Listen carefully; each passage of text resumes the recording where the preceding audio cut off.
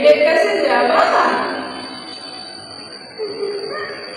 খুশি দেখে ভাইয়ের কাছে শীঘ্রই নাকি আজমিরা বিথি তার ছেলের কাছে যাবে আর তার ছেলেকে নিয়ে আসার জন্য, কারণ এখন তো তার স্বামী মানিকও তার ছেলের কাছে নেই।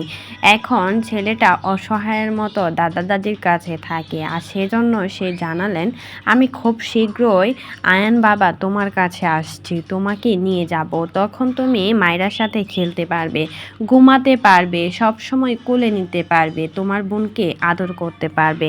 এমনই কথা বললেন আজমিরা বিথি। এবার ভিডিওতে এসে বললেন, তুমি কোনো চিন্তা করো না, মা তোমার কাছে আসতেছে তোমাকে নিয়ে যাওয়ার জন্য।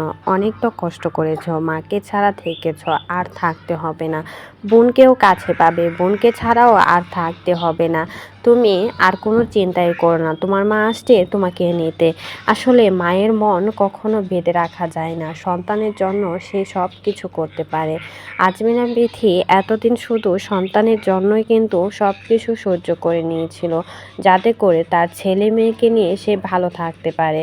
অথচ বিথিকে যতবারই নিয়েছে মানিক, ততবারই আঘাত দিয়ে ফেরত দিয়ে দিয়েছে।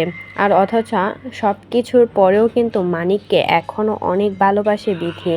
ছেলে আর মেয়ের মুখের দিকে তাকিয়ে আজমিরা বিথি মানিকের সংসারে ফিরতে চায়, কিন্তু মানিক তো আর নিতে চায় না। না নেওয়ার জন্যই কিন্তু সে আরেকটা বিয়ে করে ফেলেছে। সে বউ নিয়েও কিছুদিন সংসার করার পর সেই বউ কিন্তু তাকে ছেড়ে চলে গেছে।